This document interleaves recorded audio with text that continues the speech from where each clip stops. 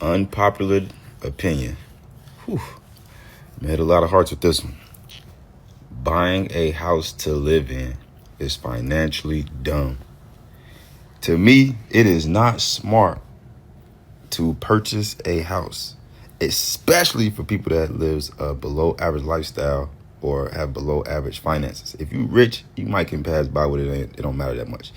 But paying all that interest, being fully responsible for everything in the house that breaks down, even if you own it, you still don't truly own it, because if you don't pay your taxes, they can just take it away from you. Even if I pay $1 million and pay for it cash, if I don't pay a fee, I still don't own it. They could take it away from me. All this interest and all these things you got to do to be a homeowner, it is financially not smart to go do the American dream and buy a house and have a mortgage and pay all this interest. And then some people going to say, well, equity on the back end, or pay double your mortgage to get. Yo, who can afford to pay double their mortgage, first off? Second off, y'all talking about all this equity. Well, how much interest do you pay for 2-3 years first before you can even think about equity? You already paid it out in interest to equal up the same amount of... Yo, I'm going to tell you right now, all that American dream stuff, all the stuff you've been hearing, me personally, my opinion, is financially dumb. Now, y'all real estate people come in my comments and let's talk about this, or y'all tell me what y'all think or what y'all be saying to just smart to buy a house. Y'all let me know, because we can argue. We finna argue about this. Let's go.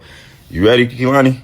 So, as you heard the young brother say in reference to how he feels about buying the primary residence, that it is dumb. Now, I met him, very successful guy, and I, hope he continues to do his thing.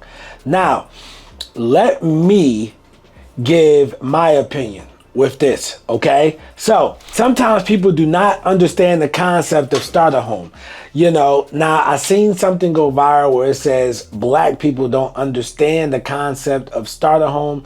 I'm not gonna say that, I'm gonna just say people, right? Because we all know people who they have a budget what they can't afford, but as the old saying goes, they want the champagne, all right? They can get a 3-bedroom, 2-bath in a okay neighborhood, but they don't like the neighborhood, they can't see the potential, etc. So they have to start at the finish line, which is very rare that people do that, right? I'm going to talk to you about how to put yourself in a position whereas buying a house to live in, you will not end up regretting, okay? Now, for your primary residence, let's say that you are approved for $500,000.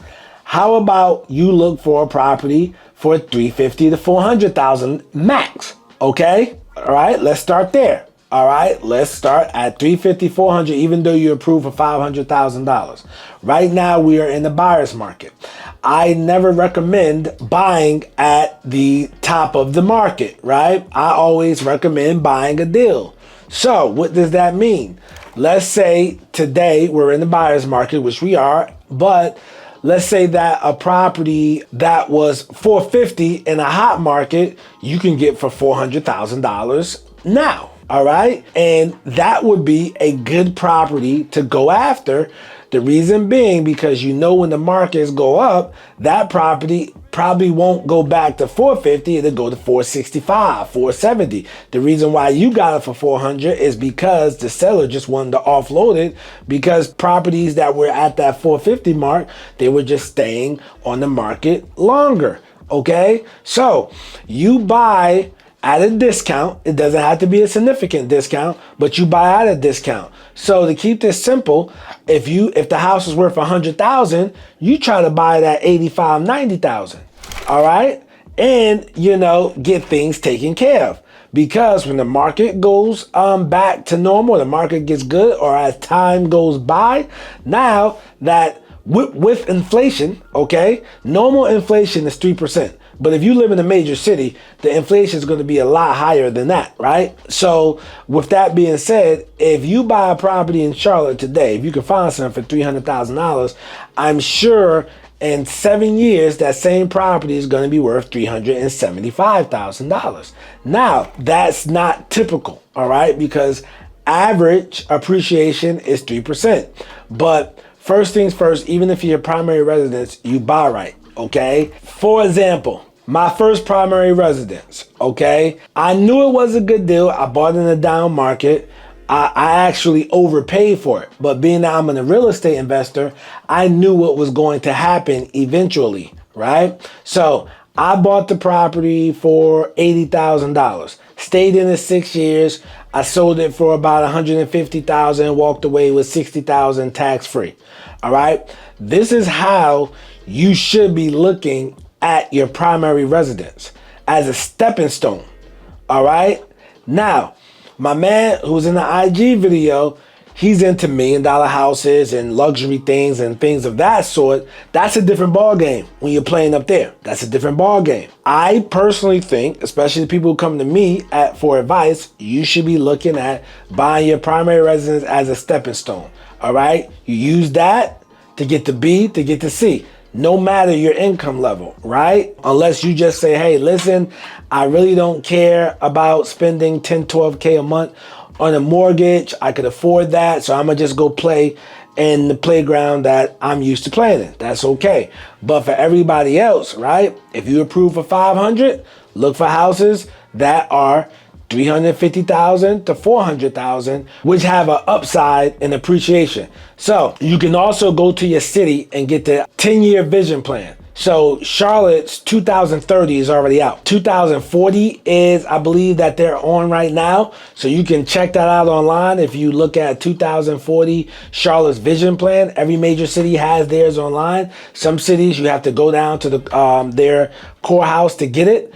Or to the zoning department or planning, you would get it from there. So you can look to see which areas are going to approve, and you can buy your property in those particular areas. All right. This is chess, not checkers. All right. I still believe that real estate is a great investment, even if it's your primary resident. All right. Because it could be, because I know many of people who purchase properties for under 200,000 and those properties doubled. All right. Now they can sell and walk. Some people did sell and walk away with 6 figures, and start their life over. Or, you can keep it and you like, yo, my mortgage is under $1,000 or at $1,000. Why not? So I just want you to think about these things, right? Buying right, not maxing out your approval. All right. Understanding this doesn't have to be the destination, and it can be a stepping stone. I see this going viral on social media a lot, and I disagree with it, right? Because real estate is a powerful tool. We go back to the primary residence that I bought. 80,000. I exited at 160 in 6 years. Okay, I walked away with 60,000 tax free due to the IRS tax code that if you live in the property the last 2 years out of the last 5, you're eligible for tax free capital gains up to 250,000 as a single person, 500,000 if you're married. So my capital gains was around 60,000, so that was tax free. All right, but when I spent 6 years in my apartment, all I got was we wish you well in your future endeavors. All right. I'd rather take the $60,000 check. Y'all have to stop letting people trick you out of home ownership. Just stop letting people do that. I'm telling you, home ownership is a game changer. Home ownership is the reason why the wealth gap is so big, because at one point it was against the law for certain races, and black races especially, to own property in certain areas. Okay, some states didn't allow black people to own property. All right, and that created a large racial gap.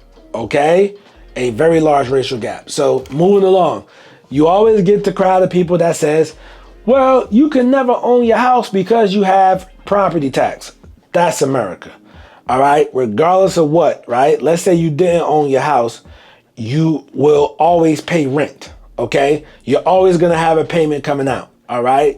You're always going to have a payment coming out. So don't let that discourage you, especially if you are in a major city that's appreciating heavy, like a Charlotte, North Carolina, Atlanta, Dallas, Houston, Nashville. Don't let that discourage you. Like Charlotte, let's say my property taxes on this house is probably about $2,000 or so.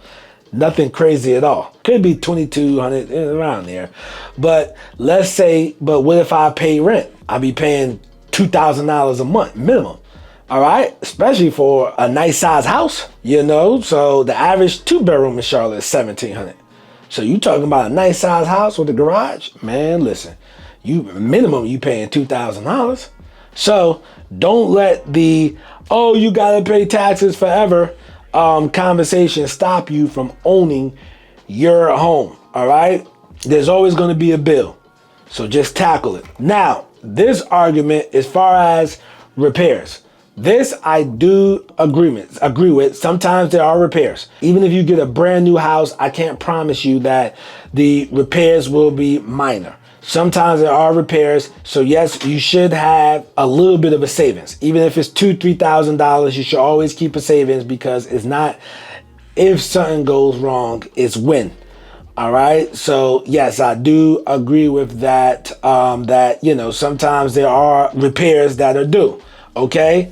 But I rather repair something I own than just call a landlord, right? Then you just calling the landlord and have them get the equity and appreciation in the long term, and they sell and walk away and got to put me out. So listen, but guys, let me know below, right? Like, are you for owning a home, your primary residence, or are you against owning your primary residence? All right. And please, guys, miss me with the interest talk of, oh, well, it's a bunch of interest. The banks make the most money. Listen. So what job have you went to, right? And you had a $50,000, $60,000 increase in salary, $100,000 increase in salary. Well, with real estate, you can get a 50, 60,000 increase in net worth. So I want you to take that in consideration. Let me know what you think below. Hey, watch this video next to me, how to get into real estate with little money. I'm Nasser, AKA the real estate guru. I'm not a guru, I'm a guru, because I actually do this business. Peace.